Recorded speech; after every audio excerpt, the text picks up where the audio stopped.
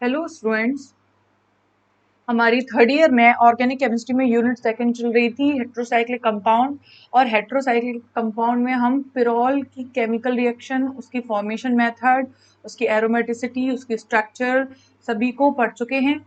इसके बाद furan start कर दिया था। फ्यूरिन में हमने फ्यूरिन के सिंथेसिस मेथड पढ़ लिए थे। फ्यूरिन के सिंथेसिस मेथड कौन कौन से हैं?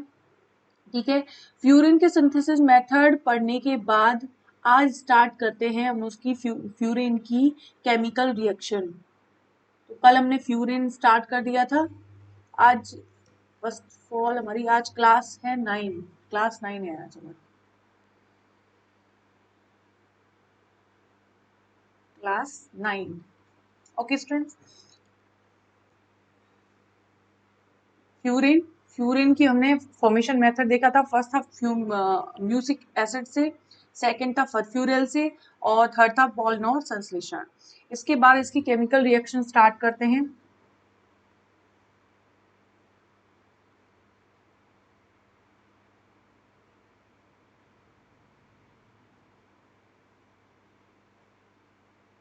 Chemical reaction of furan. Furan की केमिकल रिएक्शन में सबसे फर्स्ट केमिकल रिएक्शन पायरोल में जैसे पढ़ी थी, क्या पढ़ी थी हमने? योगात्मक अभिक्रिया। लेकिन पायरोल योगात्मक अभिक्रिया कम देता है, इलेक्ट्रॉन्स नहीं अभिक्रिया ज्यादा देता है, क्योंकि उसमें एरोमेटिसिटी ज्यादा होती है। लेकिन यहाँ पर इसकी इलेक्ट्रॉन स्नेह प्रतिस्थापन अभिक्रियाओं की प्रतिक्रियाशीलता थोड़ी कम होती है। उसके रीजंस बाद में देखेंगे। सबसे पहले हम देखते हैं फर्स्ट योगात्मक अभिक्रिया। योगात्मक अभिक्रिया, एडिशन रिएक्शन।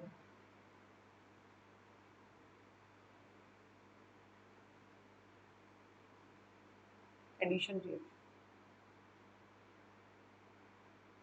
एडिशन रिएक्शन में सबसे फर्स्ट अभिक्रिया है, इसमें भी फर्स्ट है हाइड्रोजनीकरण अभिक्रिया। हाइड्रोजनीकरण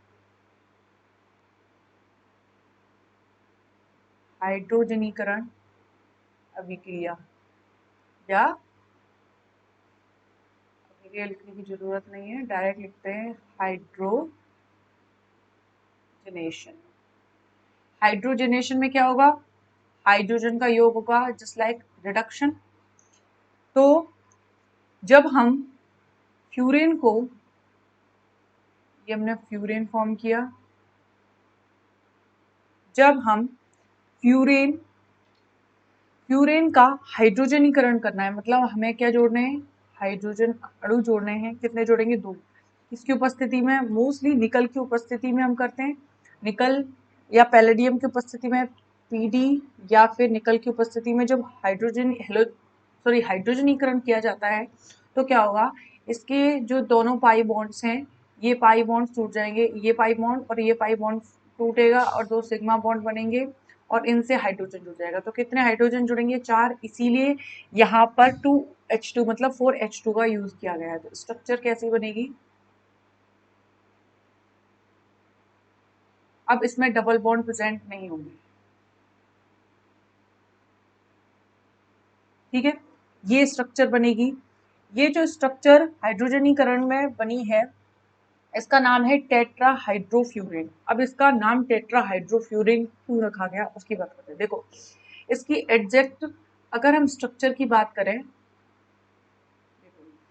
अगर मैं फ्यूरिन बनाती हूँ तो फ्यूरिन कुछ इस तरह का बनता है।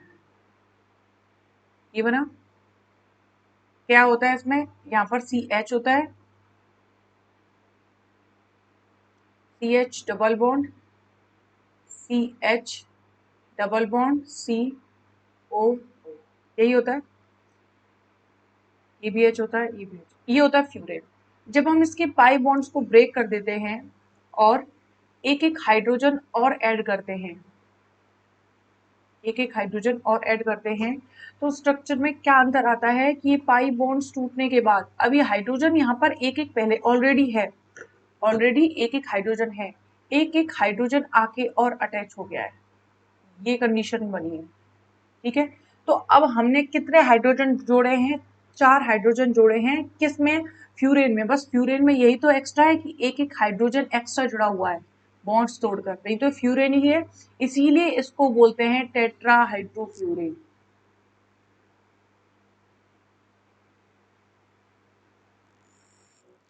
बोलते हैं इसको टेट्राहाइड्रोफ्यूरेन। 1 मिनट।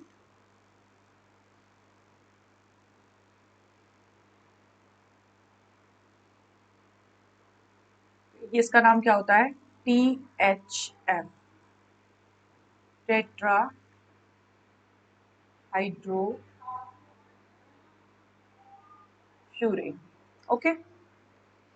इसके बाद सेकेंड रिएक्शन है हाइड्रोजनीकरण के बाद, इसी में योगात्मक में क्या होता है, मोस्टली डबल बॉन्ड्स टूटकर सिंगल बॉन्ड्स बनाते हैं, या फिर एक पाई बॉन्ड के टूटने पर, 1 पाई बॉन्ड के टूटने पर 2 सिग्मा बॉन्ड बनते हैं।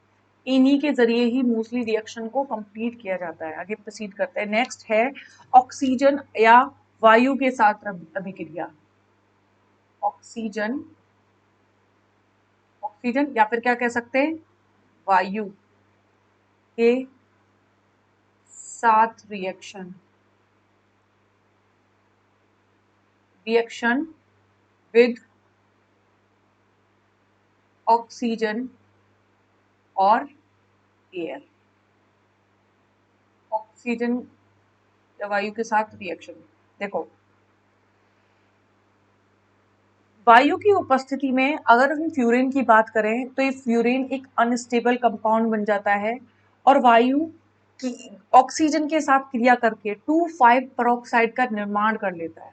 क्या होता है, अगर हम वायु की उपस्थिति रखते हैं तो ये अनस्टेबल कंडीशन में होता है। मैंने फ्यूरेन बना दिया, फ्यूरेन वायु की उपस्थिति में मैंने लिख दिया O2, या फिर क्या लिख दिया यहाँ पे, वायु की उपस्थिति, ऑक्सीजन की उपस्थिति में होगा तो क्या होगा, ये 2,5 पेरोक्साइड बनेगा। तो इसकी 2 और 5 कंडीशन कौन सी होगी, 1 2 3, 1 मिनट, 1 नहीं है, 1 तो ऑक्सीजन वाली है, ये 1 2 3 4 5, मतलब इस कार्बन से और इस कार्बन के बीच हमें पेरोक्साइड जोड़ना है। पेरोक्साइड क्या होता है, जैसे हाइड्रोजन पेरोक्साइड में क्या होता है, 2 हाइड्रोजन के बीच में 2 ऑक्सीजन के अणु जोड़ने हैं। इसी तरह में इस ऑक्सीजन के बीच में हमें क्या जोड़ना पड़ेगा, 2 कार्बन के बीच में हमें डबल ऑक्सीजन जोड़ना है, O2 को जोड़ना है। मतलब स्ट्रक्चर कैसे बनानी है, क्या बनेगा वो देखते हैं। देखो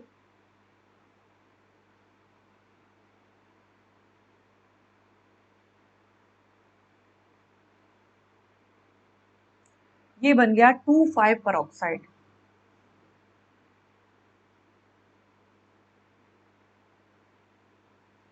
पेरोक्साइड क्या बना, 2,5 पेरोक्साइड। 2,5 पेरोक्साइड क्यों कहा है, क्योंकि 2 और 5 के बीच में 2 O सिंगल बॉन्ड के द्वारा जुड़े हुए हैं, जैसा कि पेरोक्साइड में होता है, इसलिए इसका नाम क्या है, 2,5 पेरोक्साइड।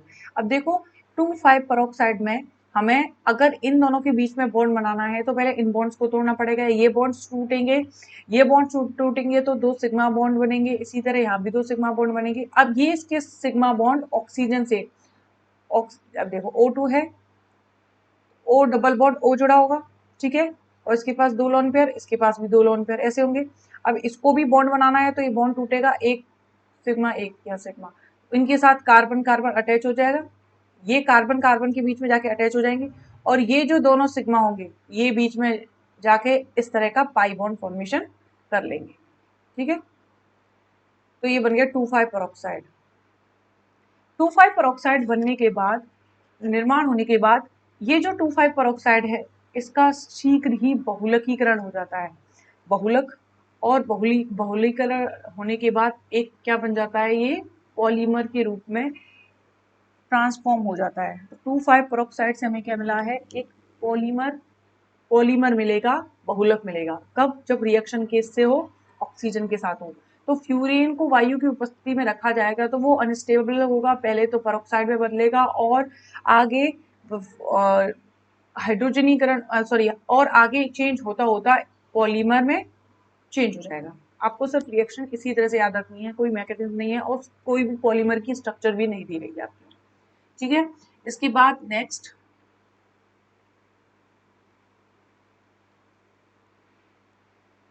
नेक्स्ट है डीलसेल्डर अभिक्रिया। Third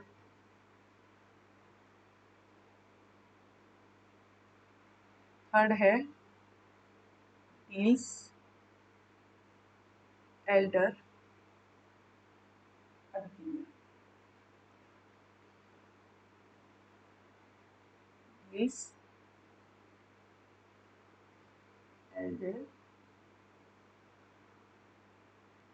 reaction. ओके, डीलसेल्डर रिएक्शन हम स्टार्ट करते हैं। डीलसेल्डर रिएक्शन में क्या होता है, इसमें हमें फ्यूरेन संयुग्मित डाइईन, जो हम फ्यूरेन लेंगे, हम पहले फ्यूरेन ले लेते हैं, ये मैंने बना लिया।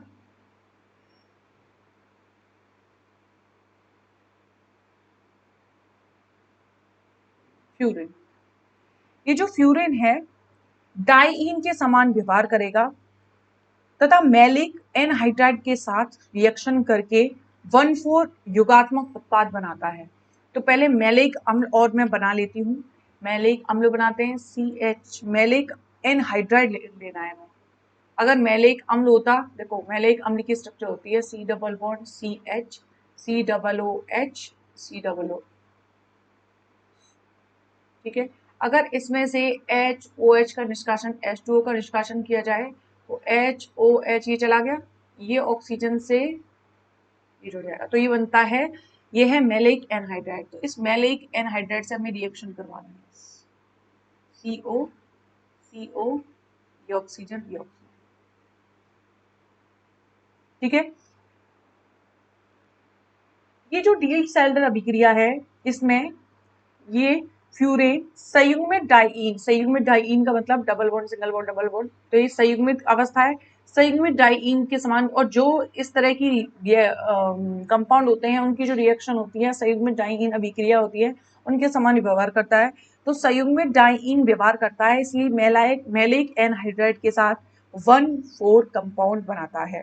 1,4 कंपाउंड का मतलब क्या है, देखो 1,4, अगर मैं 1,4 की बात करूं तो इसका मतलब ये है, देखो मैं पहले नंबरिंग देती हूँ, ये 1, ये 2, ये 3, ये 4 और ये 5, ये होगा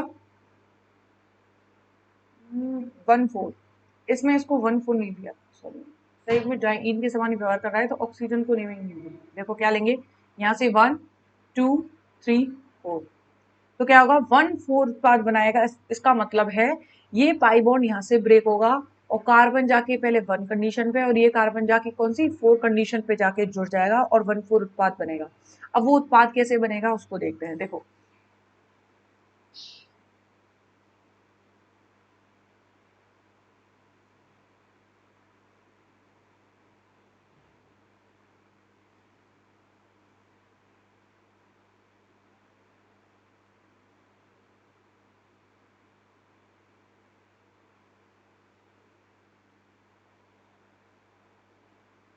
पहले इसको कंप्लीट बना देती हूँ, फिर मैं आपको समझाऊंगी।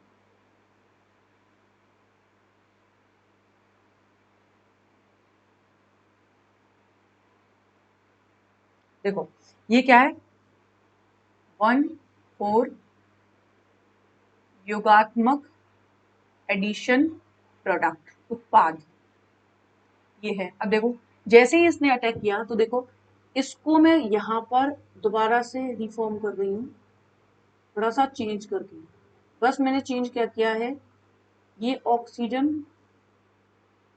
एक मिनट, क्या किया है, ये 2 3 वाला बॉन्ड, ये 1 3 1 2 वाला बॉन्ड, ये 1 4 अप वाला बॉन्ड, और इसके बीच में ऑक्सीजन। मैंने फ्यूरेन को कुछ इस तरह से कर दिया अरेंज, जैसे इसकी 1 2 3 4 स्थिति होगी, ठीक है। तो यहाँ तक ये समझ में आ जाएगा। और जब ये वाले बॉन्ड्स पर अटैक होगा तो ये दोनों बॉन्ड्स टूट जाएंगे, ये दोनों बॉन्ड्स टूटेंगे और बॉन्ड फॉर्म कहाँ हो जाएगा, यहाँ। तो बॉन्ड फॉर्म यहाँ हुआ है, तो यहाँ तक आपको ये स्ट्रक्चर यहाँ तक समझ में आ गई। इसके बाद क्या है, ये बॉन्ड टूटा है, इस कार्बन और इस 1 कार्बन ने बॉन्ड बनाया है, तो इस कार्बन और इस कार्बन के बीच में बॉन्ड फॉर्म करते हैं, तो मैं इसको अलग कलर से बॉन्ड फॉर्म किया, तो ये कार्बन बन गया, ये भी बॉन्ड फॉर्म किया और ये दोनों कार्बन आपस में जुड़े हुए हैं, जुड़े ही तो हुए, तो ये यहाँ ऐसे जोड़ दिया। इसके साथ हाइड्रोजन जुड़ा है, इसके साथ भी हाइड्रोजन जुड़ा है, यहाँ तक कंप्लीट। अब ये देखो, ये कार्बन इस CO से जुड़ा है, ये कार्बन इस CO से जुड़ा है, ये कार्बन इस CO से जुड़ा है, और इस तरह से उत्पाद बना है। तो आप ये स्ट्रक्चर को समझ चुके होंगे ये बनी कैसे। ठीक है,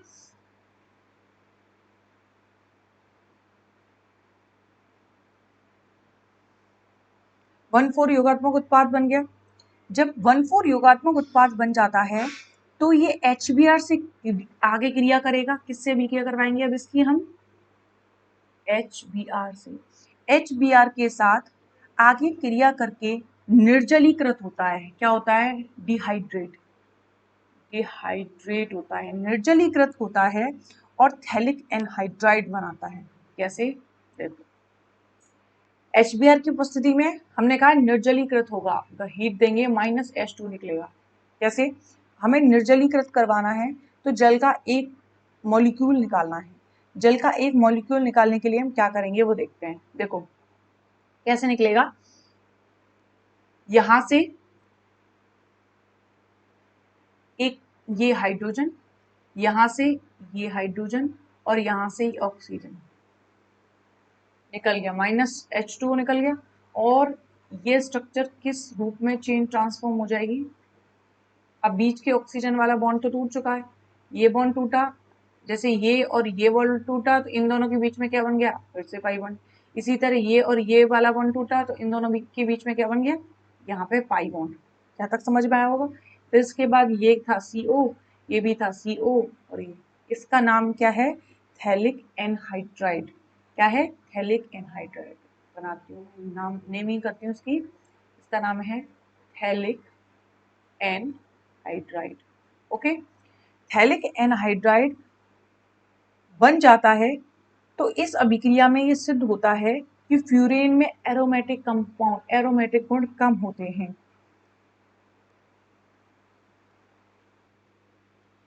फ्यूरेन में एरोमेटिक कंपाउंड, एरोमेटिक प्रॉपर्टी कम क्यों होती है? ये बात कैसे पता चलती है? ये बात ऐसे पता चलती है कि अगर फ्यूरेन में, फ्यूरेन है, फ्यूरेन नॉर्मली कौन सी अभिक्रिया दे रहा है? योगात्मक अभिक्रिया दे रहा है।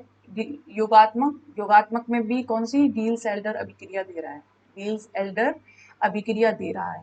लेकिन अगर फ्यूरेन में हम कोई इलेक्ट्रॉन आकर्षी समूह जोड़ते हैं, ठीक है, अगर इलेक्ट्रॉन विड्रॉइंग ग्रुप अगर इसमें जोड़ दिया जाए, जैसे कि हमने जोड़ दिया COOH, अगर COOH समूह जोड़ दिया जाए तो इसका ये डी सेल्डर अभिक्रिया क्यों दे रहा था? क्योंकि संयुग्मित डाइईन के समान व्यवहार कर रहा है, संयुग्मित डाइईन के समान व्यवहार कर रहा है। तो जैसे कोई इलेक्ट्रॉन आकर्षी समूह जुड़ा होगा तो इसका संयुग्मित डाइईन के समान व्यवहार खत्म हो जाएगा। डाइईन के साथ व्यवहार खत्म हो जाएगा तो ये वाली रिएक्शन इसके द्वारा नहीं दी जाएंगी, और जब ये रिएक्शन नहीं दी जाएंगी, योगात्मक अभिक्रिया नहीं दी जा रही, तो इसका मतलब कौन सी अभिक्रिया दी जाएंगी? इलेक्ट्रॉन स्नेही अभिक्रिया दी जाएंगी। कब? जब इलेक्ट्रॉन आकर्षी समूह जुड़ा होता है। तो इलेक्ट्रॉन आकर्षी समूह जुड़े होने पर इलेक्ट्रॉन स्नेही अभिक्रिया देने की पॉसिबिलिटी होती है, अर्थात इसमें क्या गुण होते हैं? एरोमेटिक गुण आ जाते हैं। कब? जब कोई इलेक्ट्रॉन आकर्षी समूह जुड़ता है। लेकिन अगर फ्यूरेन नॉर्मल कंडीशन में है तो उसमें एरोमेटिक गुण कम होते हैं, एरोमेटिक गुण ज्यादा नहीं पाए जाते हैं। क्यों? क्योंकि वो योगात्मक अभिक्रिया, डील सेल्डर अभिक्रिया देता है, क्योंकि संयुग्मित डाइईन के समान व्यवहार करता है। ठीक है, लेकिन अगर कोई इलेक्ट्रॉन स्नेही, इलेक्ट्रॉन आकर्षी समूह जुड़ा होगा तो उसमें डील सेल्डर अभिक्रिया संपन्न नहीं हो पाएगी, क्योंकि उसमें एरोमेटिसिटी का गुण आने लग जाएगा। नॉर्मली जो फ्यूरेन है उसमें एरोमेटिसिटी का गुण कम होता है। ठीक है, अब आगे नेक्स्ट स्टार्ट करते हैं।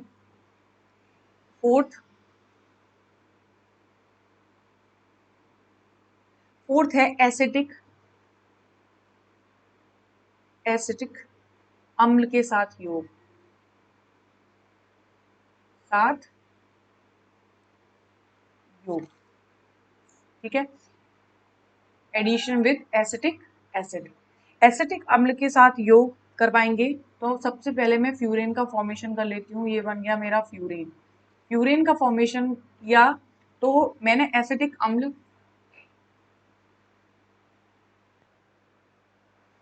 प्यूरेन एसिटिक अम्ल के साथ अभिक्रिया करेगा, इसके दो अणु लिए CH3COOH।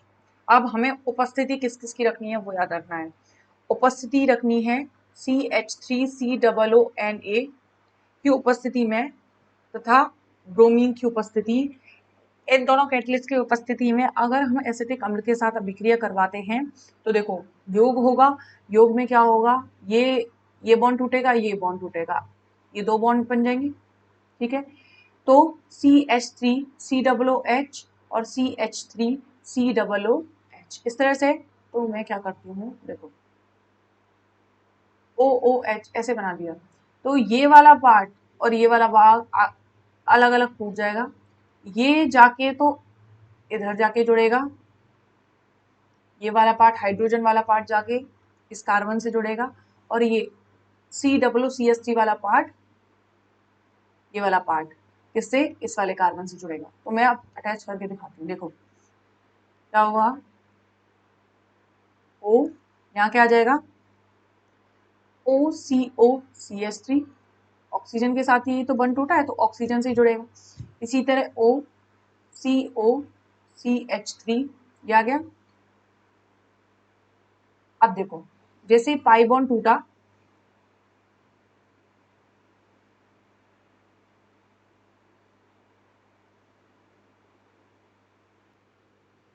सॉरी, इसमें मैं आपको ये जो ये वाला H वाला भाग है, ये वाला इसके साथ नहीं जुड़ेगा। इसमें क्या होगा, जैसे ये दो बॉन्ड टूटे हैं और ये दो सिग्मा बॉन्ड बने हैं, ये दोनों सिग्मा बॉन्ड फिर से कंबाइन होकर एक पाई बॉन्ड बना लेंगे, वो भी यहाँ पे। ठीक है, और जो ये H है, दो H का H2 के रूप में निष्कासन हो जाएगा, या फिर Br2 यूज किया है तो -2HBr के रूप में निकल जाएगा। ठीक है, केवल हमें इस वाले भाग को यूज करना है। OCOCH3 वाला भाग हमें कौन कौन सी कंडीशन में जोड़ना है, अल्फा स्थिति पर जोड़ना है। क्यों, क्योंकि अल्फा स्थिति ज्यादा रिएक्टिव होती है, स्टेबल भी होती है, स्टेबल होती है। तो हमने इस वाली स्थिति पर जोड़ दिया, और इस स्थिति पर पहले से ही हाइड्रोजन उपस्थित है, हाइड्रोजन भी जुड़े हुए हैं। क्योंकि आपने स्ट्रक्चर देखा होगा, मैंने कहीं भी इसकी स्ट्रक्चर बनाई है, जैसे मैं आपको दिखाती हूँ, यूरेन की स्ट्रक्चर मैंने यहाँ बनाई है। यूरेन की स्ट्रक्चर तो यहाँ हाइड्रोजन, पहले अगर मैं इसको हटा दूँ तो हाइड्रोजन ही जुड़े होंगे, तो हाइड्रोजन जुड़े हुए होते हैं। ठीक है, अब ये देखो हाइड्रोजन जुड़े हुए हैं। अब क्या होगा, इसका आसवन करवाया जाएगा। आसवन अर्थात इसे डिस्टिल वाटर में डिस्टिल करवाया जाएगा, आसवन करवाया जाएगा। जैसे ही आसवन करते हैं तो हमें पहले इसका नाम लिख लेती हूँ, मैं थोड़ा बड़ा नाम है, इसका नाम है 2,5, इसके सपेक्ष 1 2 3 4 5, तो 1 2 5, उसका नाम देखो आप, 2,5 डाई 2,5 डाई एसिटॉक्सी। कौन सा समूह है, एसिटिक अम्ल वाला, तो एसिटॉक्सी, क्या नाम है, एसिटॉक्सी। फिर आगे 2,5, अभी हाइड्रोजन भी तो जुड़े हैं 2,5 से, तो आगे इसी में यहाँ कंटिन्यू कर रही मैं, इसका इसे यहाँ लिख रही हूँ, 2,5 डाई हाइड्रो हाइड्रो, और लास्ट में क्या नाम आ जाएगा, फ्यूरिन। तो ये थोड़ा बड़ा नाम हो गया, इसे मैं ऐसा कर सकती हूँ, ये वाला मैं यहाँ से लिख देती हूँ, एसिटॉक्सी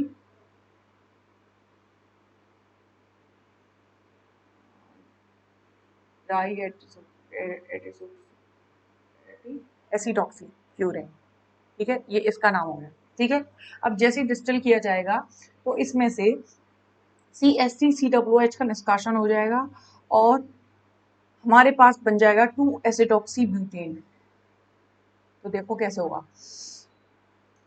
बनेगा, मैं पहले बना देती हूँ, हमें एक तरफ से CH3COOH को निकालना है। देखो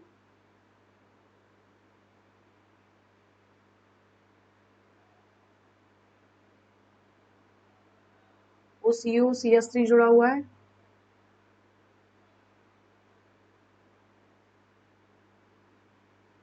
ये फ्यूरेन है और इसकी सेकंड स्थिति पर एसिटिक अम्ल जुड़ा हुआ है, एसिटिक समूह जुड़ा है, तो उसका नाम हो जाएगा 2 एसिटॉक्सी फ्यूरिन।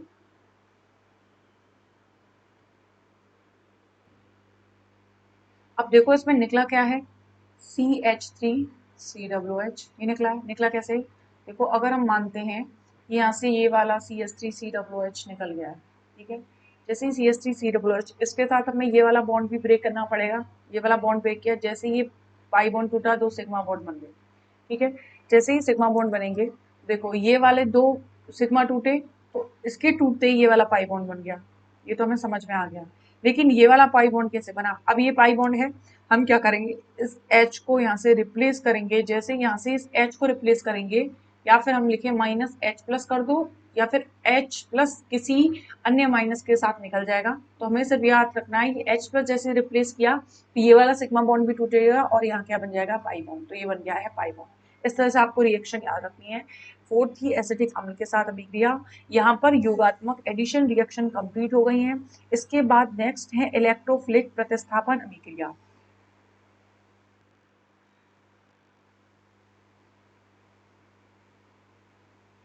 इलेक्ट्रोफिलिक प्रतिस्थापन अभिक्रिया की बात करते हैं।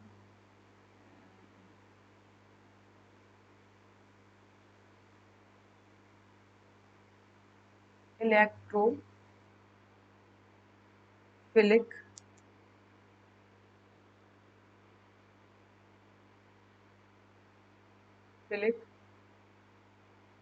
सब्स्टिट्यूशन रिएक्शन, इलेक्ट्रॉन स्नेही प्रतिस्थापन अभिक्रिया। हमने जब पायरोल के बारे में बात की थी तो पायरोल काफी इलेक्ट्रॉन स्नेही प्रतिस्थापन अभिक्रियाएं, नॉर्मल अभिक्रिया के अलावा वो विशिष्ट अभिक्रियाएं भी देता है इलेक्ट्रॉन स्नेही से संबंधित। लेकिन अगर हम फ्यूरिन की बात करें तो फ्यूरिन में इलेक्ट्रॉन स्नेही अभिक्रियाएं कठिनाई से संपन्न होती हैं। क्या होती है? मोस्ट डिफिकल्ट होती है, मोस्ट डिफिकल्ट होता है इलेक्ट्रॉन स्नेही अभिक्रियाएं संपन्न होना। अब मोस्ट डिफिकल्ट क्यों है? इलेक्ट्रॉन स्नेही प्रतिस्थापन अभिक्रियाएं किसमें संपन्न होती हैं? जो कंपाउंड क्या होता है, एरोमेटिक कंपाउंड होता है, एरोमेटिसिटी उसमें ज्यादा होती है, और इसमें मोस्ट डिफिकल्ट हो रहा है इलेक्ट्रॉन स्नेही का संपन्न होना। तो इसके हम रीजंस देख सकते हैं, तो इसके 3 रीजंस हैं। फर्स्ट रीजन ये है कि एरोमेटिक, फ्यूरिन में एरोमेटिक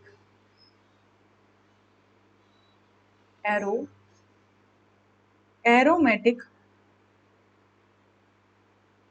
प्रॉपर्टी कैसी होती है? कम होती है। एरोमेटिक प्रॉपर्टी कम होती है। एरोमेटिक प्रॉपर्टी कम होती है, इसके साथ साथ जब ये इलेक्ट्रोफिलिक अभिक्रिया कर नहीं रहा तो उसका मतलब क्या है, इसकी क्रियाशीलता भी कम है, तो उसकी रिएक्टिविटी या फिर क्रियाशीलता भी कैसी होती है, कम होती है।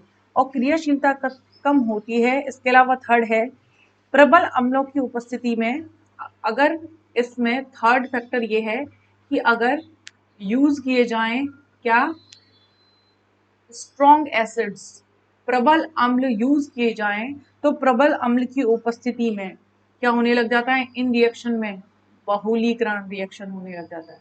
कौन सा? बहुलीकरण, पॉलीमराइजेशन होने लग जाता है, बहुलीकरण होने लग जाता है। तो ये 3 कारण हैं जिसके कारण ये इलेक्ट्रॉन स्नेही अभिक्रियाएं नहीं देता है। पहला है एरोमेटिक प्रॉपर्टी कम होती है, रिएक्टिविटी भी कम होती है, और अगर स्ट्रॉन्ग एसिड यूज कर लिया तो उसमें बहुलीकरण अभिक्रिया हो जाएगी, ठीक है। इन्हीं कारणों से इलेक्ट्रोफिलिक सब्स्टिट्यूशन रिएक्शन आसानी से संपन्न नहीं होती, ठीक है। लेकिन मैंने एक बात आपको बताई कि कुछ देर पहले ही बताई है, कहाँ, फ्यूरिन के साथ अगर कोई इलेक्ट्रॉन स्नेही समूह जोड़ दिया जाए, कैसा समूह? इलेक्ट्रॉन आकर्षित करने वाला समूह जोड़ दिया जाए, तो क्या होगा, फ्यूरेन में ये योगात्मक अभिक्रिया संपन्न नहीं हो पाएंगे और उसमें कुछ एरोमेटिक गुण आ जाते हैं, ठीक है। इलेक्ट्रॉन आकर्षित करने वाले समूह जैसे -I प्रभाव वाले समूह भी बोल सकते हैं। तो अगर हम -I प्रभाव वाले समूह जोड़ देंगे फ्यूरेन के साथ तो उसमें एरोमेटिसिटी का गुण बढ़ने लग जाता है। तो हमें इलेक्ट्रोफिलिक सब्स्टिट्यूशन रिएक्शन करवानी तो है, तो इलेक्ट्रोफिलिक सब्स्टिट्यूशन रिएक्शन करवाने के लिए हम अगर कोई इलेक्ट्रॉन स्नेही माइनस आई प्रभाव वाला समूह जोड़ दें तो ये वाली रिएक्शन होने लग जाएंगी। तो क्या है,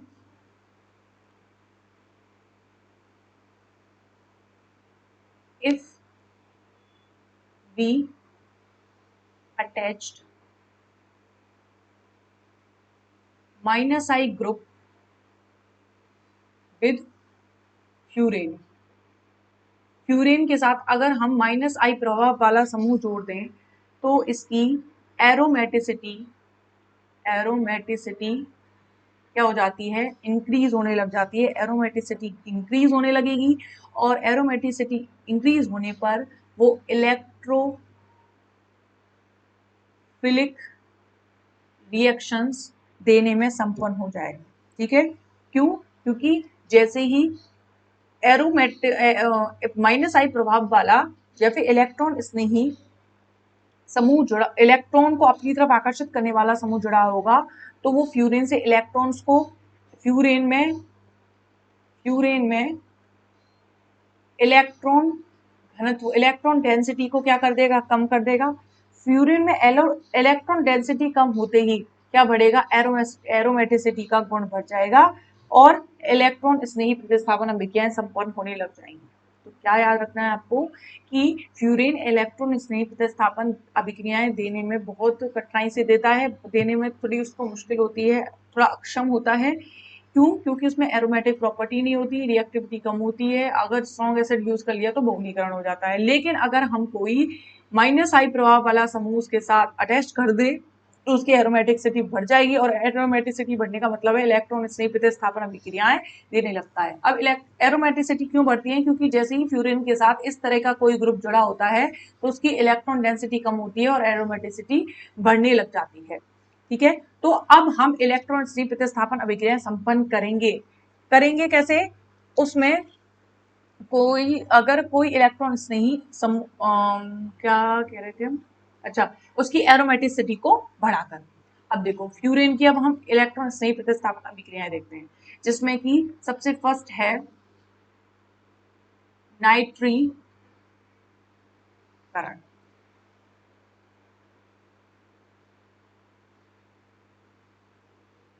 तो हमें इलेक्ट्रॉन स्नेही प्रतिस्थापन अभिक्रिया करने के लिए कुछ कंडीशंस रखनी होंगी, विशेष परिस्थितियां रखेंगे और NO2 समूह को जोड़ेंगे।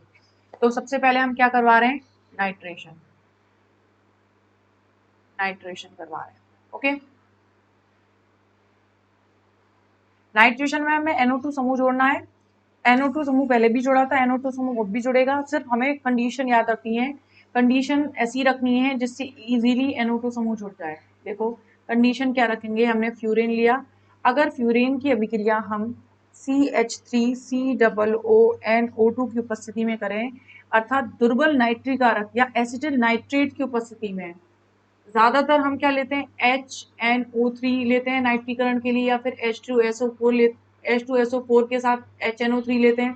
तो ये क्या हो गए, ये प्रबल अम्ल के साथ व्यवहार कर रहे हो, प्रबल अम्ल के समान व्यवहार करेंगे तो इसका क्या हो जाएगा, बहुलीकरण हो जाएगा। हमें तो करवाना है क्या, इलेक्ट्रॉन से प्रतिस्थापन अभिक्रिया, इसीलिए हमें क्या लेना पड़ेगा, दुर्बल नाइट्रो समूह। दुर्बल ये कैसी प्रकृति का है, दुर्बल, क्योंकि प्रबल यूज करेंगे तो पॉलीमराइजेशन हो जाएगा। दुर्बल नाइट्रिक कारक या एसिटिल नाइट्रेट के द्वारा करवाएंगे तो आसानी से इसकी अल्फा स्थिति पर हम क्या जोड़ देंगे, NO2 जोड़ देंगे। तो ऑक्सीजन ऑक्सीजन क्या जोड़ दिया, NO2। ठीक है, विशेष परिस्थिति इसमें क्या है, दुर्बल नाइट्रेट समूह। नेक्स्ट है इसके बाद सल्फोनीकरण। सल्फोनीकरण सल्फोनेशन सल्फोनेशन में क्या होगा, फ्यूरेन लेंगे,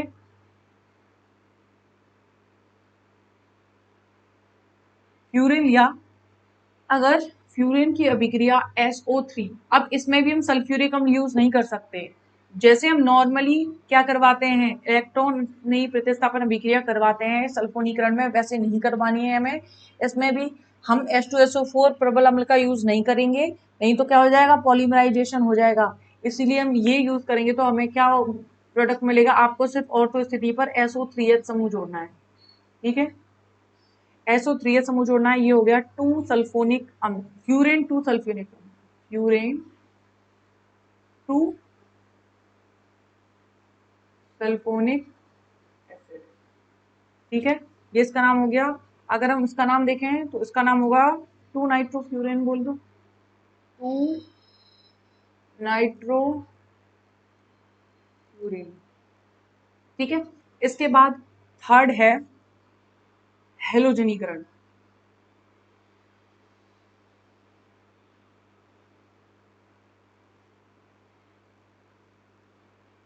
हेलोजनीकरण,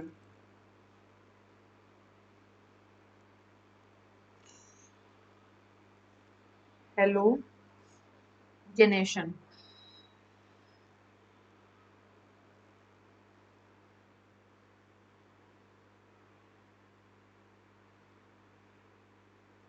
हेलोजिनेशन में क्या होगा, हेलोजन परमाणु जुड़ेगा और हेलोजन परमाणु हमें कौन सी स्थिति पर जोड़ना है, वही अल्फा परमाणु पर। देखो अल्फा कार्बन पर, देखो सबसे पहले मैं पायरोल बना लेती हूँ,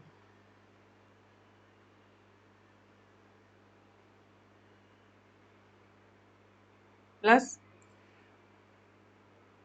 अब हमें इसका हेलोजनीकरण करवाना है।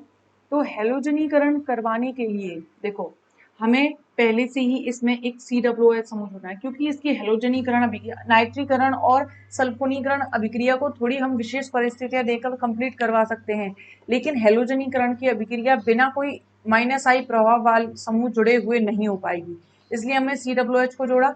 तो हमें ऐसा एक फ्यूरिन लेना है जिसकी अल्फा स्थिति पर क्या हो, COOH समूह जुड़ा हुआ हो। तो इलेक्ट्रॉन आकर्षी समूह जुड़ा हुआ है, अब इसका आसानी से हेलोजनीकरण हो जाएगा, मतलब इलेक्ट्रॉन स्थिर प्रतिस्थापन अभिक्रिया इसमें संपन्न हो सकती है। इसलिए हम इसकी अभिक्रिया करवाएंगे Br2 से, Br2 से करवा दी। जैसे ही फ्यूरेन, देखो इलेक्ट्रॉन आकर्षी समूह इसलिए भी जोड़ा है क्योंकि अगर फ्यूरेन को हेलोजनीकृत किया जाता है, फ्यूरिन को आसानी से हेलोजनीकृत किया जाता है, किया जा सकता है, लेकिन जब हेलोजन अम्ल बनते हैं, लेकिन जब सॉरी रीजन ये है कि अगर हम COOH समूह को जोड़ेंगे नहीं और फिर हेलोजनीकरण करवाएंगे तो जो उत्पाद बनेगा वो बहुलीकृत होने लग जाता है। उस बहुलीकरण को रोकने के लिए हमें यहाँ -I प्रभाव वाला या फिर इलेक्ट्रॉन आकर्षी समूह जोड़ना पड़ा है, तब जाके इसका हेलोजनीकरण करवा रहे हैं। बस इतना कॉन्सेप्ट याद रखना है। तो पहले क्या करेंगे, हम इसका हेलोजनीकरण करवाना है। अब देखो वो हेलोजनीकरण या फिर इलेक्ट्रॉन स्नेही प्रतिस्थापन अभिक्रिया अल्फा स्थिति पर पहले संपन्न होती हैं। अगर अल्फा, दोनों अल्फा भरी है तब जाके बीटा पर। अब ये अल्फा खाली है तो हेलोजनीकरण इस वाली अल्फा स्थिति पर हो जाएगा। तो हम बनाते हैं ओ, यहाँ लिया COOH और यहाँ जोड़ दिया हमने Br, ठीक है। Br यहाँ से HBr का एक Br यहाँ से H को लेके चला गया, ठीक है। HBr प्रतिस्थापन हो गया, यहाँ से H हटा के Br जोड़ दिया हमने। अब क्या करेंगे, हम कॉपर चूर्ण की उपस्थिति रखेंगे, क्योंकि हमें तो उत्पाद चाहिए जिसमें COOH नहीं जुड़ा हो, केवल हेलोजन जुड़ा हो। तो हमें अब COOH का काम खत्म हो गया, हेलोजनीकरण करवाने में इसने हेल्प दे दी। अब हम इसको खत्म करेंगे। कॉपर चूर्ण की उपस्थिति में जैसे ही हम गर्म करेंगे, आपको पता है जहां भी COOH होता है CO2 का अणु निकलता है, तो इसमें से क्या होगा, यहाँ से CO2 निकलेगा, CO2 निकलेगा, ये हाइड्रोजन जाके यहाँ जुड़ जाएगा। तो क्या प्रोडक्ट बनेगा, लास्ट में बन जाएगा हमारा जो हमें चाहिए था, अल्फा ब्रोमोफ्यूरिन, ठीक है। तो या कह सकते हैं 2 ब्रोमो या अल्फा ब्रोमो फ्यूरिन, यही तो हमें चाहिए था, ये हमने इजीली बना लिया, ठीक है। हमें COOH की जरूरत क्यों पड़ी, अगर हम COOH नहीं लेते तो अगर हम बिना COOH जोड़े फ्यूरेन का हेलोजनीकरण करवाते तो जब उत्पाद मिलता उसका बहुलीकरण हो जाता अम्ल की उपस्थिति में। लेकिन अब हमने जैसे ही COOH लिया है तो COOH ने इसकी इलेक्ट्रॉन डेंसिटी को कम करके रखा है और इलेक्ट्रॉन डेंसिटी को कम करके इसकी स्थायित्व को बढ़ाया है, एरोमेटिसिटी को बढ़ाया है और रिएक्टिविटी को थोड़ा कम किया है, जिससे कम क्रिया करे और जो हम क्रिया करवा रहे हैं वही करे, अपने मन से एक्स्ट्रा क्रिया नहीं करने लग जाए, ठीक है। अब इसके बाद है नेक्स्ट, इसी अभिक्रिया के बारे में कुछ स्टेटमेंट बताई गई है वो स्टेटमेंट ये है कि यदि इसकी क्रिया क्विनोलिन के साथ क्विनोलिन के साथ -40 डिग्री सेल्सियस पर संपन्न करवाई जाती है तो मुख्य उत्पाद के रूप में 2,5 टाइप, मतलब ये है कि मैंने लिया O, ये फ्यूरिन लिया, इसी अभिक्रिया को हेलोजनीकरण अभिक्रिया को अगर मैंने बहुत कम टेम्परेचर -40 डिग्री सेल्सियस रख दिया, मतलब बहुत कम टेम्परेचर कर दिया, टेम्परेचर कम किया, टेम्परेचर ज्यादातर किस लिए दिया जाता है, जिससे रिएक्शन जल्दी से जल्दी उसे एटमॉस्फेयर ऐसा मिले और इजीली जल्दी कंप्लीट हो। टेम्परेचर इसलिए दिया जाता है, हीट इसलिए दिया जाता है जिससे दोनों कंपाउंड जल्दी से मिक्स होंगे और उनकी क्रियाशीलता थोड़ी बढ़ेगी। तो जैसे ही हमने टेम्परेचर को बहुत कम कर रखा है तो क्या होगा, इसकी अल्फा स्थिति पर दोनों पर Cl जुड़ने की संभावना भी होती है। लेकिन कंडीशन क्या है, हमें रिएक्शन क्विनोलिन की उपस्थिति में, हमें यहाँ क्विनोलिन लेना है। क्विनोलिन की उपस्थिति में ये फ्यूरिन वलय थोड़ी रिएक्टिव हो जाती है, रिएक्टिव नहीं डीएक्टिवेट हो जाती है, इतनी इसकी रिएक्टिविटी नहीं रहती और ये बहुलीकृत नहीं हो पाती है। ठीक है,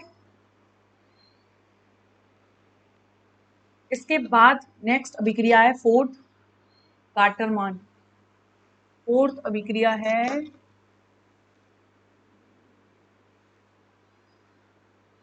कार्टरमान कोच अभिक्रिया। कौन सी अभिक्रिया है?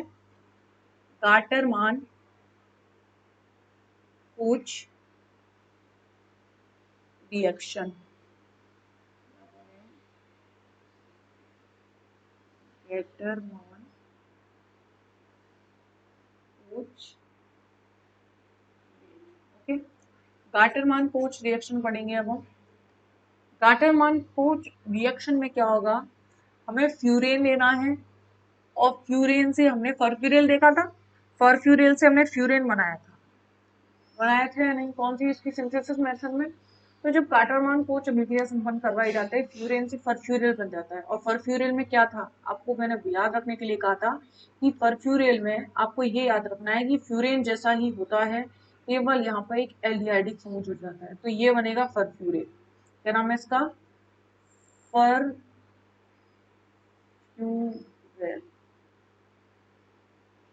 ठीक है, फरफ्यूरेल ज्यादा है, फॉर ही कर दिया है डायरेक्ट, फरफ्यूरेल बनेगा। अब ये बनेगा कब? बनेगा तब जब हम HCN की उपस्थिति में HCl से अभिक्रिया करवाएं, किसकी? पायरोल की। जब पायरोल की अभिक्रिया HCN की उपस्थिति में HCl से करवाई जाती है तो फरफ्यूरेल का निर्माण होता है, जिसमें अंतर क्या है, एल्डिहाइडिक समूह की अल्फा स्थिति पर जाकर जुड़ जाता है। इसके बाद गाटरमान कोच रिएक्शन होने के बाद नेक्स्ट अभिक्रिया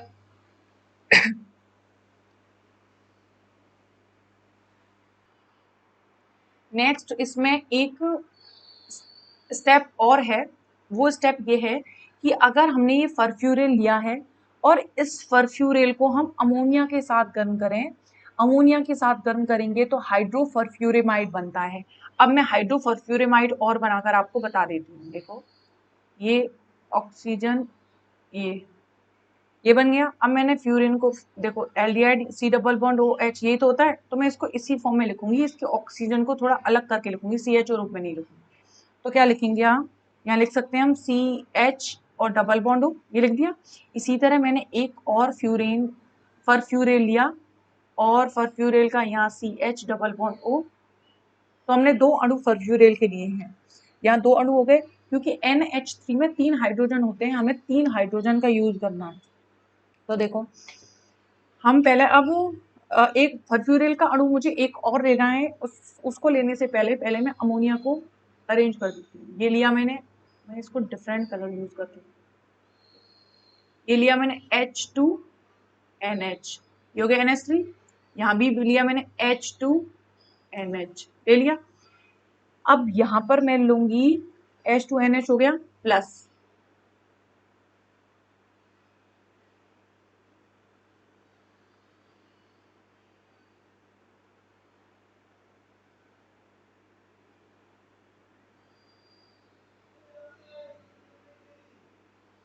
देखो ये फर्फ्यूरियल ही है, इसकी दोनों ये अल्फा स्थिति होती है, मैंने इस तरफ जोड़ दिया। अब देखो इसमें से किसका क्या निकलेगा वो देखते हैं अब हम। यहाँ से ऑक्सीजन और यहाँ से हाइड्रोजन, क्या निकला H2। यहाँ से ऑक्सीजन और यहाँ से दो हाइड्रोजन, क्या निकला H2O। यहाँ से दो हाइड्रोजन और एक ऑक्सीजन, क्या निकला H2O। H2O के अणु कितने निकले 3H2O, तीन हमने जल के अणु निकाल दिए। जैसे तीन जल के अणु निकाल देंगे तो हमने ये रिएक्शन इस तरह से, मैं चाहती तो लिख देती तीन फर्फ्यूरिल के अणु प्लस दो अमोनिया के अणु और जाके बन जाएगा हाइड्रोफर्फ्यूरिमाइड, इस तरह से लिख सकती थी। लेकिन मैंने इसे इस तरह से अरेंज इसलिए किया क्योंकि ये इसी तरह से जुड़ जाएंगे आपस में। तो क्या होगा, ये ऑक्सीजन यहाँ आ गया, ये आया COH, 1 मिनट,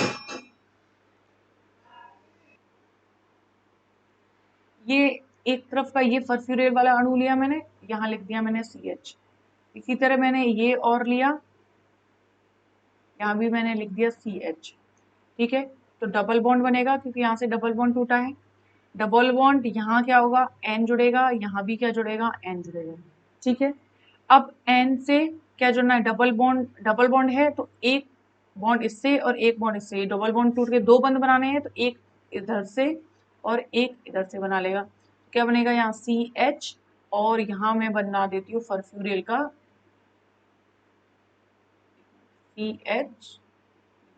CH, और यहाँ मैं बना देती हूँ फर्फ्यूरिल का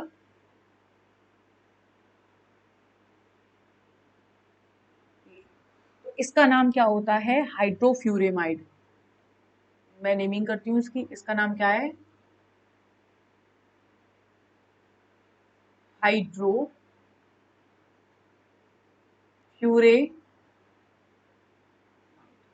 ठीक है, तो ये होती है गाटरमान कोच रिएक्शन। अब इसके बाद नेक्स्ट रिएक्शन लिखते हैं फिडेल क्राफ्ट अभिक्रिया।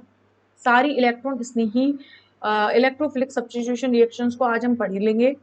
तो नेक्स्ट है फिडेल क्राफ्ट अभिक्रिया, आई थिंक 5th नंबर की अभिक्रिया क्या है,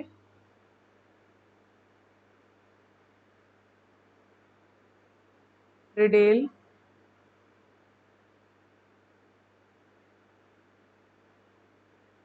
क्राफ्ट अभिक्रिया।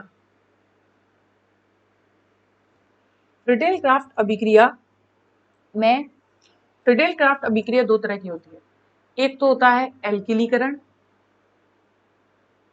जिसमें हम किसी भी जहां में जोड़ना है समूह CH3 समूह जोड़ते हैं। दूसरा होता है एसिलीकरण या फिर एसिटिलीकरण। एसिलीकरण में हम क्या जोड़ते हैं, COCH3 समूह जोड़ते हैं, तो वही उत्पाद बनाते हैं हम। हमें यहाँ करवाना है एसिलीकरण, तो आपको ये याद रखना है यहाँ एल्किलीकरण नहीं हो रहा है, यहाँ एसिलीकरण हो रहा है। हम लेते हैं फ्यूरेन,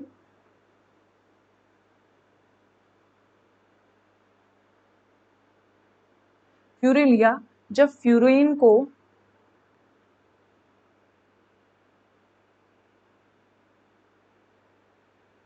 CH3CO का होल 2 एसिटिक एनहाइड्राइड के साथ इसकी अभिक्रिया की जाती है, और हमें इसमें उत्प्रेरक यूज करना है जो कि एक संकुल है जिसका नाम है Et2O प्लस BF3 माइनस। इस संकुल का नाम है ईथर व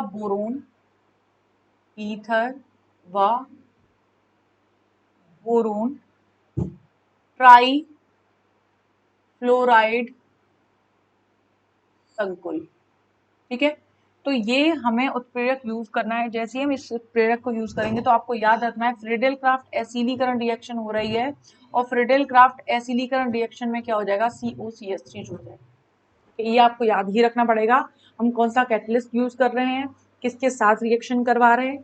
फिर उसके बाद 6 अभिक्रिया है मर्क्यूरीकरण। 6 अभिक्रिया है मर्क्यूरीकरण या फिर मरकरीकरण, मर्क्यूरी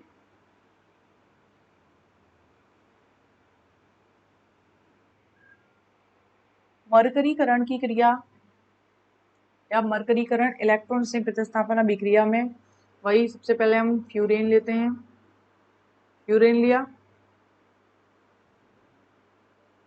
फ्यूरेन फ्यूरेन का मरक्यूरीकरण करवाना हो तो ये फ्यूरेन का मरकरीकरण होता है, बहुत आसानी से हो जाता है।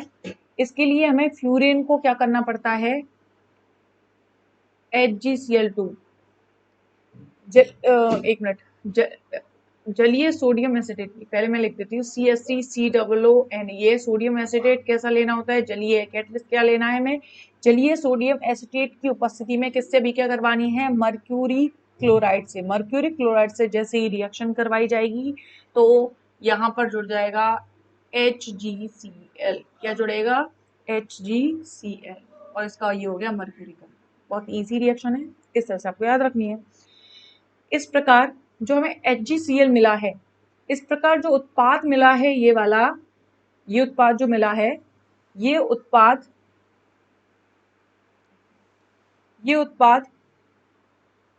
आगे रिएक्शन करता है। मैं उसको दोबारा लिख रही हूँ, O क्या लिखा मैंने, HgCl। इस प्रकार जो उत्पाद बना है, इस प्रकार प्राप्त उत्पाद की क्रिया अगर हम ब्रोमीन या आयोडीन या एसिल क्लोराइड के साथ करवाएं तो मरकरी समूह प्रतिस्थापित हो जाता है। तो देखो, अब मैं रिएक्शन करवा रही हूँ, एक बार तो करवा रही हूँ हेलोजन समूह या फिर Br2I2 एक साथ लिख दिया मैं, ठीक है, और एक बार मैं करवा रही हूँ RCOCl। क्या होता है ये, एसिल समूह, ये तो CH3C≡OCl, यही होता है एसिल क्लोराइड। तो एसिल क्लोराइड से हमने अभिक्रिया कराई, मैंने R लिख दिया CH3 की जगह। जैसे ही इससे अभिक्रिया करवाई जाएगी तो ये Hg यहाँ से प्रतिस्थापित हो जाएगा, HgCl यहाँ से प्रतिस्थापित हो गया, मरकरी समूह प्रतिस्थापित हुआ तो क्या बनेगा, ये देखो, ये बनेगा मैं उत्पाद बताती हूँ फिर उसका कंक्लूजन बताऊंगी कि मरकरीकरण हमने करवाया क्यों था। ठीक है, तो यहाँ जुड़ गया Br प्लस, अगर आयोडीन होता तो क्या होता, आई जुड़ जाता, आई यहाँ अटैच हो जाता, क्या हो गया।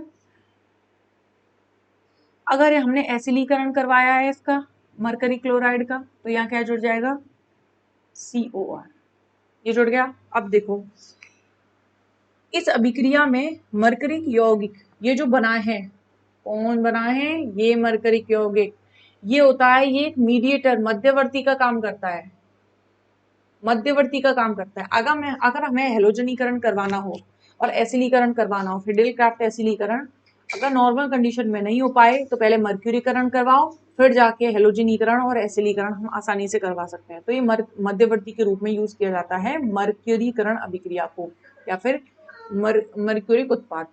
ठीक है, इसके बाद नेक्स्ट है नॉर्मल ब्यूटिल लिथियम के साथ रिएक्शन।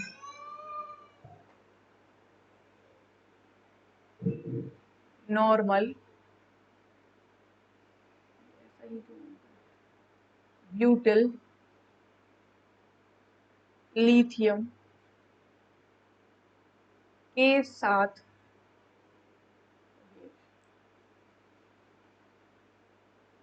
नॉर्मल ब्यूटिल लिथियम के साथ रिएक्शन करेंगे हम, 2 लिथियम व्युत्पन्न बनता है,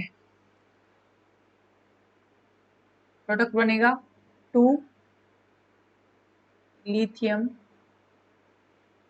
डेरिवेटिव व्युत्पन्न। ये जो 2 लिथियम व्युत्पन्न बनता है, ये बहुत महत्वपूर्ण अभिक्रिया देता है। जैसे हम देखते हैं, पहले तो हम बनाते हैं फ्यूरेन से, पहले मैं बनाऊंगी, फ्यूरेन लिया मैंने और फ्यूरेन से मैंने क्या बनाया है, पहले मुझे 2 ब्यूटिल लिथियम बनाया है। तो 2 ब्यूटिल लिथियम की अभिक्रिया कब बनेगा वो, जब मैं नॉर्मल C4H9Li, ये है नॉर्मल ब्यूटिल लिथियम, ये लेंगे तो यहाँ पर जो हाइड्रोजन उपस्थित है वो हाइड्रोजन इसके साथ चले जाएगा C4H10 के रूप में, और ये Li जाकर यहाँ जुड़ जाएगा। ठीक है, Li जाके जुड़ गया तो क्या बनेगा, O, यहाँ Li जुड़ गया और 2 लिथियम डेरिवेटिव हमें मिल गया। अब ये जो है ये बहुत महत्वपूर्ण कुछ इंपॉर्टेंट रिएक्शंस देता है, जैसे कि अगर मैं इसकी अभिक्रिया CO2 से करवा दूं, किससे करवा दूं, CO2 से करवा दूं, तो ये CO2 इसके बीच में जाके जुड़ जाता है, तो क्या बनेगा, बीच में जाके अरेंज हो जाएगा Li और कार्बन के, COOLI बन जाएगा, ये बन गया। और इसका अब आगे मैं जल अपघटन करवा दूं H3O+ की उपस्थिति में, तो बॉन्ड ब्रेक होगा यहां से, यहाँ H और OH माइनस LiOH निकल जाएगा, प्रोडक्ट क्या बनेगा, क्या जुड़ गया यहाँ COOH। तो फ्यूरोइक अम्ल बनाने के लिए हम इस रिएक्शन का यूज कर सकते हैं, जिसमें हम पहले हम इसे 2 लिथियम व्युत्पन्न में बदलेंगे, फिर अगर Cl2 से अभिक्रिया करवाई तो हमें ये प्रोडक्ट बनेगा, और इसका जल अपघटन करने पर हमें क्या मिल जाएगा, फ्यूरोइक एसिड प्राप्त हो जाएगा। ठीक है, यहाँ बन गया फ्यूरोइक एसिड। इसके बाद नेक्स्ट है गोमवर्क अभिक्रिया।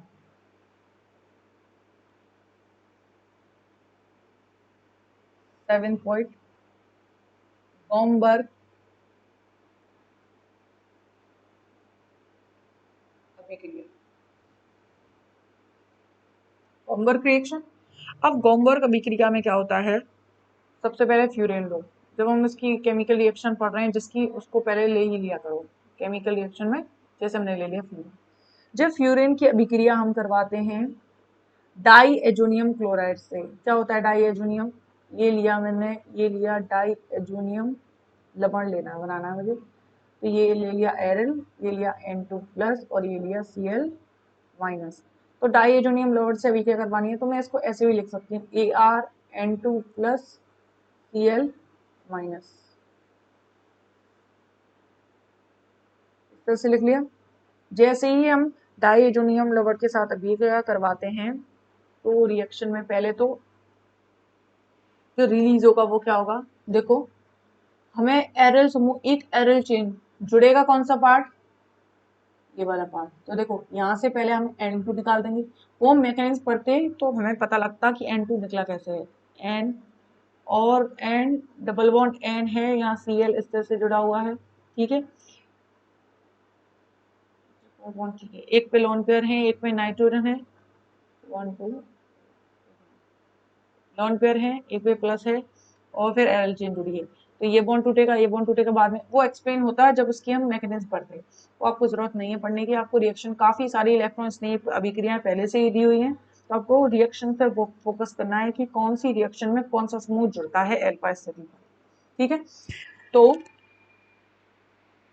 अब हम जैसे ही रिएक्शन करवाएंगे, यहाँ से निकलेगा HCl, तो ये निकला Cl, और यहाँ पर जो हाइड्रोजन उपस्थित होगा वो निकल गया, ये HCl निकल गया, यहाँ से ये N2 निकल गया, बचा क्या Ar, Ar जाके जुड़ जाएगा, Ar मतलब है एरिल, यहाँ क्या जुड़ गया Ar, या फिर हम कह सकते हैं यहाँ जुड़ी है एक बेंजीन रिंग, समझ में आ गया। तो हमें क्या मिल रहा है, एरिल व्युत्पन्न बन रहा है, इसको मैं Ar ही लिख देती हूँ, क्या बन रहा है, एरिल डेरिवेटिव प्राप्त हो रहा है, ठीक है। इसके बाद नेक्स्ट अभिक्रिया देखो, मैनिक अभिक्रिया, मैनिक रिएक्शन। मैनिक रिएक्शन में क्या होता है, सबसे पहले यूरेन बना लो, उस फ्यूरिन में हाइड्रोजन को रिप्रेजेंट करना है इस बार में, फ्यूरिन बना लिया, ये फॉर्मेल्डिहाइड या किसी एल्डिहाइड की उपस्थिति में तथा द्वितीयक एमीन के साथ मैनिक अभिक्रिया संपन्न करता है, मतलब है जैसे मैंने लिया CH3CHO प्लस, द्वितीयक एमीन लेना है, द्वितीयक एमीन मतलब क्या होता है, NH R2NH, मतलब दो मेथिल जोड़ दो, दो एथिल जोड़ दो, मतलब दो एल्किल चेन जुड़ी होंगी और एक हाइड्रोजन होगा, तो हम क्या लिखेंगे यहाँ HN और CH3 का होल 2, मैंने लिख दिया CH3 का होल 2, R2NH ही हो गया। अब इसकी जब उपस्थिति में अभिक्रिया करवाई जाएगी तो प्रोडक्ट बनेगा, पहले मैं प्रोडक्ट बना रही हूँ, बनेगा कैसे फिर बाद में वो बताऊंगी।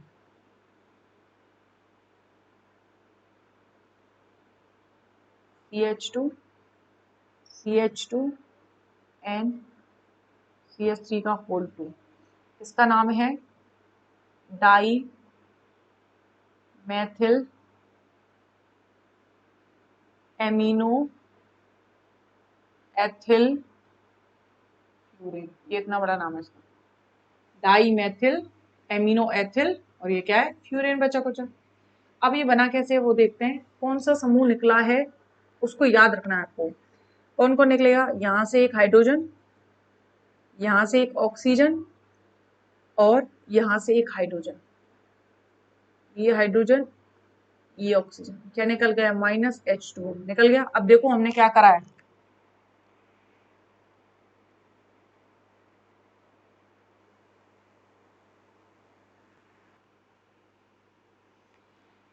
या तो इस तरह से याद रख लो। फिर क्या होगा, देखो यहाँ से एक हाइड्रोजन यहाँ पर रिप्लेस होकर, ये सिर्फ याद रखने की टेक्निक है।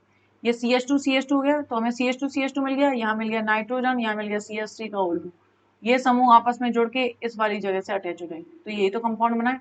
तो सिर्फ याद करने की थोड़ी टेक्निक है जिस ट्रिक से हम इजीली याद कर सकते हैं। ठीक है, ये हो गई मैनिक रिएक्शन। इसके बाद है 9th नंबर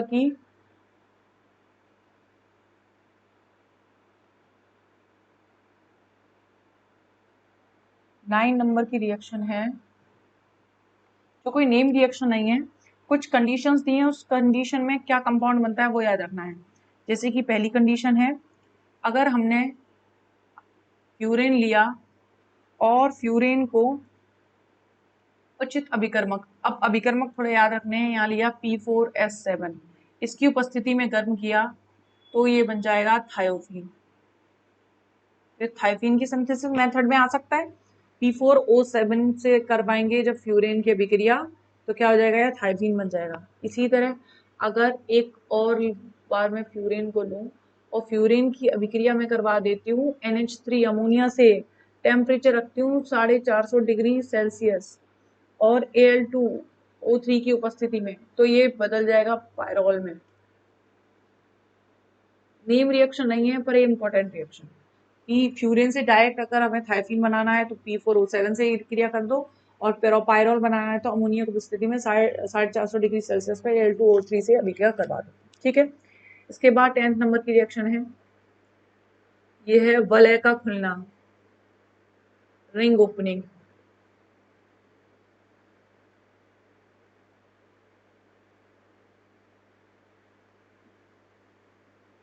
ये वीडियो थोड़ी ज़्यादा बड़ी हो गई है, क्लास ज़्यादा बड़ी हुई है। मेरा सिर्फ मोटिव ये था कि आज मैं फ्यूरेन की जो केमिकल रिएक्शन है उनको कंप्लीट करवा दूं, तो आज फ्यूरेन की केमिकल रिएक्शन कंप्लीट हो जाएंगी, जिससे हम कल फ्यूरेन का नया टॉपिक एरोमेटिसिटी स्टार्ट करेंगे।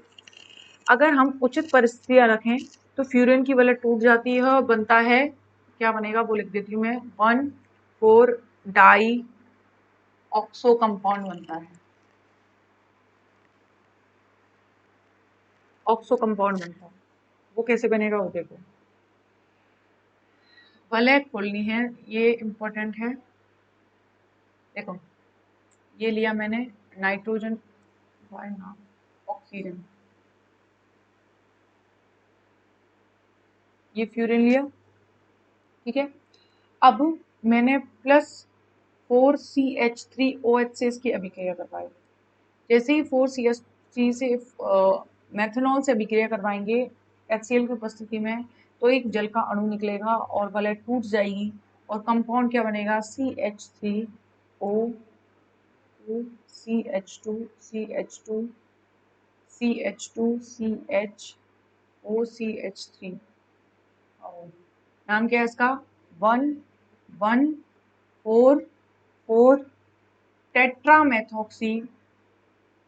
टेट्रामेथॉक्सी ब्यूटीन, ये बना है, इसका निर्माण हुआ है। तो अब वो बना कैसे है उसको देखते हैं। देखो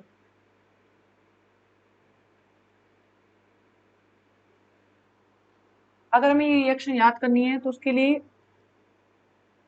ट्रिक देखते हैं। ये ट्रिक की जैसे ये ट्रिक है कि, ओके, हम न्यू पेज पे देखते हैं। देखो जैसे मैंने लिया आपको ये पेपर में नहीं, एग्जाम पेपर में नहीं लिखना है, सिर्फ आपको याद करने के लिए मैंने लिखा है CH, ये लिया मैंने CH और O, यही तो है पायरोल। अब मैंने 4 एथेनॉल के समूह लिए, मैंने लिया CH3OH, HOCH3, ये ले लिए। अब 2 और लेने हैं ना, 2CH3OH, ये और ले लिए मैंने, ठीक है। अब मुझे इनका बॉन्ड ब्रेक करना है, तो इस पे आएगा माइनस, इस पे आएगा प्लस, ठीक है। यहाँ क्या होगा, यहाँ से O और यहाँ से H और यहाँ से H, क्या निकल जाएगा, H2O, और यहाँ क्या जुड़ जाएगा, OCH3 समूह यहाँ के अटैच हो जाएगा, ठीक है। जुड़ गया। अब बचा 2 वाले, ये वाला पार्ट, इसको जोड़ते हैं। ये वाला बॉन्ड तोड़ा, बॉन्ड के इलेक्ट्रॉन ऊपर वाले कार्बन पे भेज दिए, माइनस, इस पे प्लस, इस पे माइनस, इस पे प्लस, ये आ गया। अब देखो, पहले मैं इसको जोड़ देती हूँ, ये टूट चुका है यहाँ से बॉन्ड, तो CHOCH3, यहाँ पे CHOCH, ये जुड़ गया। ये प्लस है तो OCH3 वाला भाग इससे जुड़ेगा, तो यहाँ OCH3 दो जुड़ गए, एक और OCH3 जुड़ गया, यहाँ तक जुड़ गया। ये पाई बॉन्ड तोड़ दिया था, यहाँ CH था, तो यहाँ क्या जुड़ेगा, ये माइनस का है तो यहाँ H जुड़ेगा, CH है तो यहाँ क्या जुड़ेगा, H जुड़ेगा, ये जुड़ेगा। अब देखो, क्या मैं इसको ऐसे नहीं लिख सकती, OCH3 का होल 2, ये 2 हो गए, CH, ये CH, ये CH2, फिर CH2, फिर CH, फिर OCH3 का होल 2, ये तो लिख सकती हूँ ना। तो सेम वही जो हमें स्ट्रक्चर चाहिए थी वही तो बन गई, ये देखो वही बनी। तो इससे हम इजीली इस तरह से याद रख सकते हैं। ये याद करने के लिए मैंने थोड़ी ट्रिक प्रिपेयर की थी, जिससे आसानी से हम कंपाउंड को बना सकते हैं, जो हमने बनाया है, रिंग ओपनिंग कर सकते हैं, ठीक है। अब रिंग ओपनिंग में एक रिएक्शन और है, उसको देख लेते हैं। रिंग ओपनिंग में एक रिएक्शन है जिसमें फ्यूरिन के दोनों अल्फा स्लीपर कोई समूह पहले से ही जुड़ा हुआ है। तो आपको डायरेक्ट याद रखना है, जब हम इसकी जलीय H2SO4 की उपस्थिति में रिएक्शन करवाएंगे तो बनेगा CH3CO, CH2, CO, CH3। नाम है इसका हेक्सेन 2,5 डाइऑन, हेक्सेन 2,5 डाइऑन, ठीक है।